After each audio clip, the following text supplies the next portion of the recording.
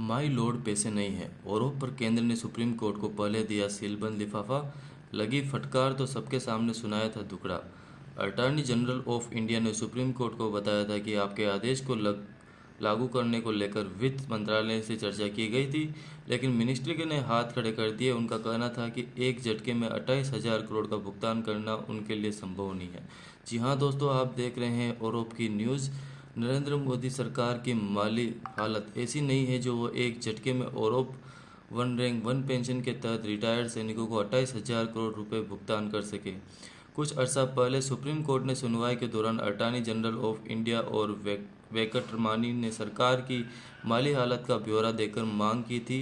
उन्होंने कुछ मोहलत दी जाए, अगर सुप्रीम कोर्ट नहीं मानेगा तो उनके सामने दुश्वारी पैदा हो जाएगी। सीजीआई डीवाई चंद्रचूड़ हालांकि पहले अपना आदेश को लागू कराने को लेकर तीखे तेवर दिखा रहे थे, लेकिन केंद्र की दलीलें सुनने के बाद उनका दिल पिघल गया और नया आदेश जारी कर दिया। आरोप के एरियर को लेकर हुई सुनवाई के दौरान और वेंकटरमणी ने पहले सीजीआई को बेच की सीलबंद लिफाफे में अपनी दुश्वारी बताने की कोशिश की, लेकिन लिफाफा देखते ही 3 जजों के बीच भड़क गए।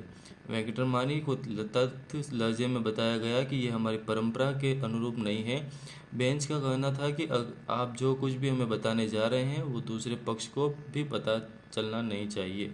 वेंकटरमणी ने सारी बोलते हुए अपनी बात शुरू की। उनका कहना था कि कुल पेंशनर्स को तादाद 25 लाख है, उनका भुगतान करने के लिए 28,000 करोड़ रुपए की जरूरत पड़ेगी।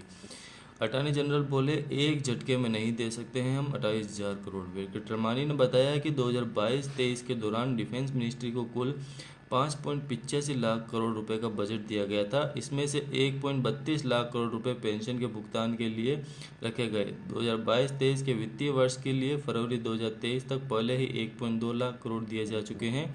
2019 से 2022 तक की अवधि के लिए जो एरियर्स दिए जाने हैं वो 28,000 करोड़ है। केंद्र सरकार और डिफेंस मिनिस्ट्री पर यह अतिरिक्त बोझ होगा।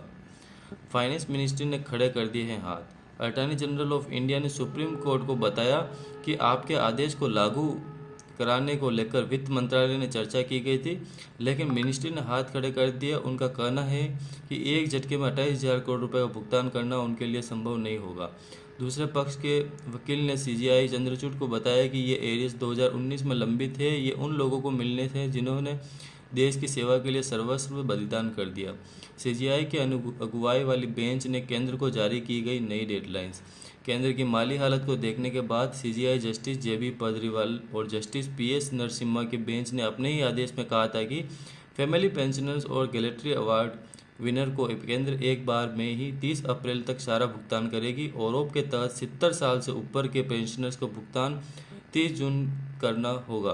केंद्र चाहे उन्हें पैसा किस्तों में दे या फिर एक बार में, लेकिन भुगतान 30 जून तक ही करना होगा। बाकी के पेंशनर्स को भुगतान के लिए सुप्रीम कोर्ट ने केंद्र को 3 तारीखें दी।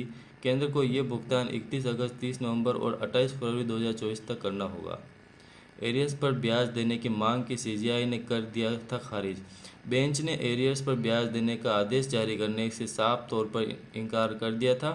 ध्यान रहे कि आरोप की एरियर्स को लेकर लंबे समय से सुप्रीम कोर्ट में सुनवाई चल रही है। अदालत ने केंद्र को कई बार भुगतान की तारीख दी, लेकिन बाद में उसे बढ़ाना पड़ गया। आरोप की इसी तरह की न्यूज़ जानने के लिए आप हमारे चैनल को सब्सक्राइब कर सकते हैं और इस वीडियो को लाइक करें। धन्यवाद। जय हिंद, जय भारत।